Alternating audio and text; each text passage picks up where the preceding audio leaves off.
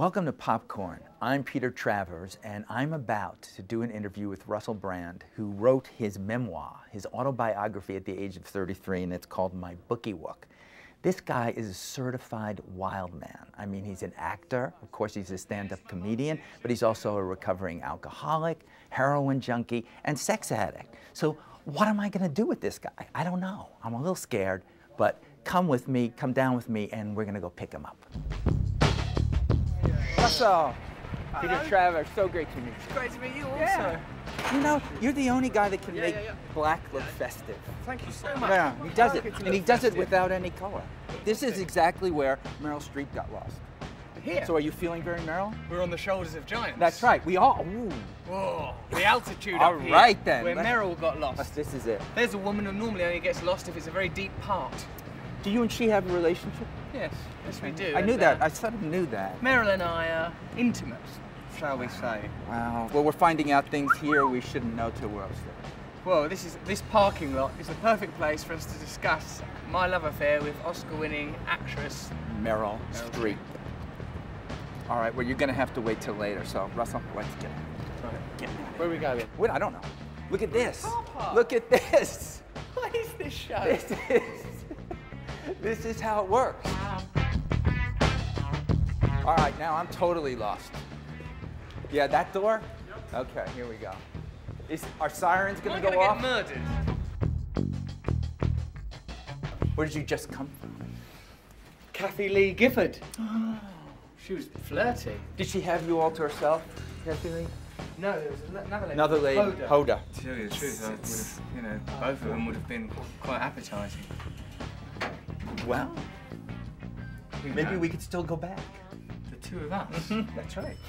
Hear us like We've never done that on this show. Well, then this Here we is are. Innovation. Here we are. It's exhausting, isn't it? In here, if we take a right. Yes. We're going to take. This will be the studio, but you can go and run amok anywhere. Run in amok here. in there? Yes. Oh, this is really grown up. Are you ready for this? Yes, sir.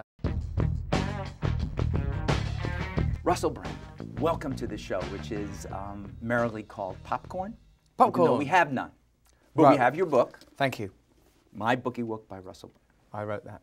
You did. Yes. And somehow your face there and everything is there. And yet you are a young man and you've written a memoir. Memoirs the last one I looked at was by Dame Helen Mirren. Ah, the And Dame. Dame Helen, there's nothing in what she wrote that could compare to this. Well, she is a very wonderful woman, and having recently worked with her, Mm-hmm. I would, if she just scrawled a note to me in lipstick, I would hail it as worthy of a Pulitzer. She's going to do that now. You know. I hope she does. She will do it. And She's she probably adorable. has, because she couldn't have come up with that image without it. Why? Why, at this young age and at the beginning of your career, did you say, oh, I'm going to write a memoir? Because I lived a full and giddy life before my career began, in my former career as a drug addict. You saw the drug addiction as a career. I treated it as one. I certainly took it very seriously, did put in the hours, dedicated myself to it. The rewards were few, the pay was terrible, but oh, the silly, silly glamour of it all. The trash glamour, the disposability.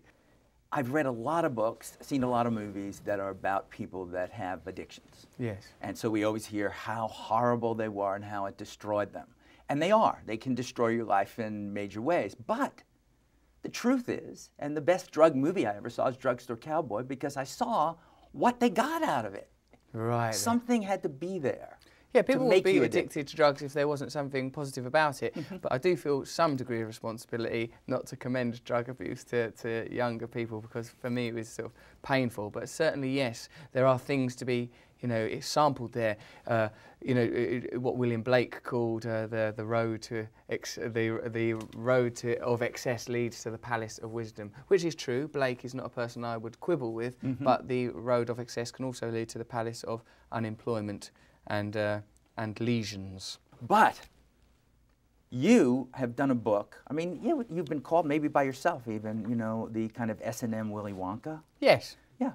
This is a book that is hilarious and at the same time profoundly harrowing and Yes. disturbing.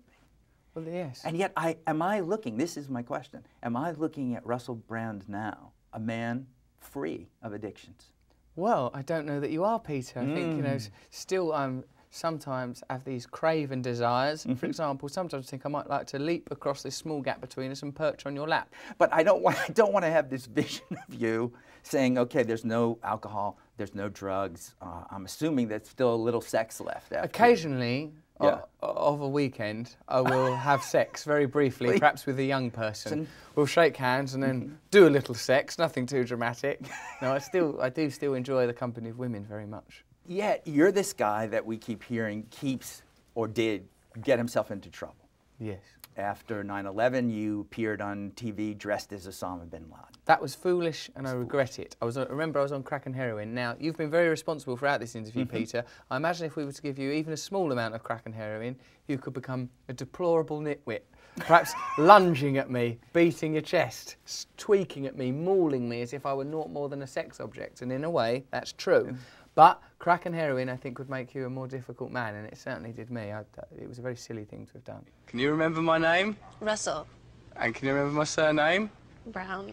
It's not Russell Brown, Brittany. What is your name? Russell Brand. And yet, the outrageous things, the idea of saying something outrageous on MTV Video Awards, or, well, I mean, it didn't seem outrageous to me to Not criticize me, really. George W. Bush. There were other people doing that. I think it might be because I'm English. Oh, because you're Brit, you can't possibly say those things. Because remember, you did claim your independence from our country, and I think people thought that I was maybe trying to say, right, we want it back. And I don't think that England should run the former American colony, the United States of America. Again, this is not my stance.